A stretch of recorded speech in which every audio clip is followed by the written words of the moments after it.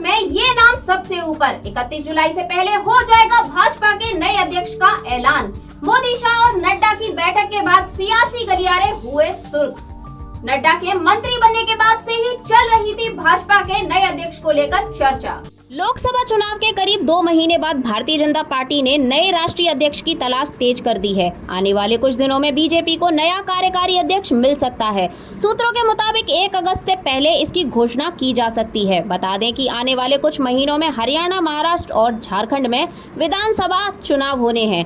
ऐसे में जेपी नड्डा के पास अध्यक्ष पद की जिम्मेदारी से मुक्त किया जा सकता है, क्योंकि नड्डा अध्यक्ष पद के साथ साथ अन्य 2 जिम्मेदारियां निभा रहे हैं। मोदी सरकार के तीसरे कार्यकाल में उन्हें केंद्रीय स्वास्थ्य मंत्री बनाया गया है। इसके अलावा राज्यसभा में नेता सदन की जिम्मेदारी भी निभा रहे हैं। बीजेपी के कार्यकारी अध्यक्ष बनने की रेस में कई नाम आगे चल रहे हैं। इसमें सबसे आगे बिहार के बीजेपी प्रभारी विनोद तावड़े का नाम सबसे ऊपर है।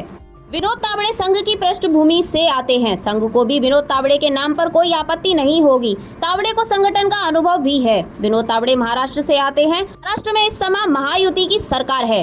बिहार में प्रभारी बनाए जाने के बाद तावड़े नीतीश कुमार को अपने पाले में लेकर आए। इतना ही नहीं, बिहार लोकसभा चुनाव के नतीजों में भी बीजेपी के लिए अच्छे रहे हैं। इसके अलावा राष्ट्रीय महामंत्री अरुण सिंह भी कार्यकारी अध्यक्ष बनने की रेस में है।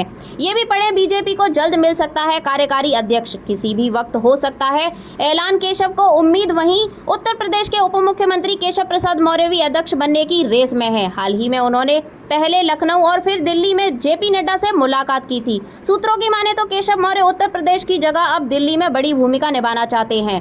हाल ही के दिनों में उत्तर प्रदेश के मुख्यमंत्री और केशव मौर्य के रिश्तों में तल्खी देखने को मिली है। 2017 में बीजेपी की सरकार बनने के बाद और योगी आदित्यनाथ के मुख्यमंत्री बनने के बाद दोनों नेताओं के रिश्ते सहज नहीं रहे हैं। अब इन दोनों नेताओं की कुलह खुलकर सामने आ गई है। इसके अलावा बीजेपी सांसद अनुराग ठाकुर का नाम भी रेस में है। अनुराग ठाकुर पहले भारतीय जनता युवा मोर्चा के अध्यक्ष रह चुके हैं। अनुराग हिमाचल प्रदेश की हमीरपुर सीट से 5वीं बार चुनाव जीतकर लोकसभा पहुंचे हैं। अनुराग ठाकुर युवा भी हैं और युवाओं के बीच लोकप्रिय भी है। इतना ही नहीं, अनुराग ठाकुर की सोशल मीडिया पर लोकप्रियता भी अधिक है। हालांकि हिमाचल से होने के नाते उनके नाम पर शायद ही विचार किया जाए, क्योंकि जेपी नड्डा भी हिमाचल से आते हैं और जेपी नड्डा को भारतीय जनता पार्टी को 2019 में बीजेपी का अध्यक्ष चुना गया था। इससे पहले अमित शाह बीजेपी के राष्ट्रीय अध्यक्ष थे।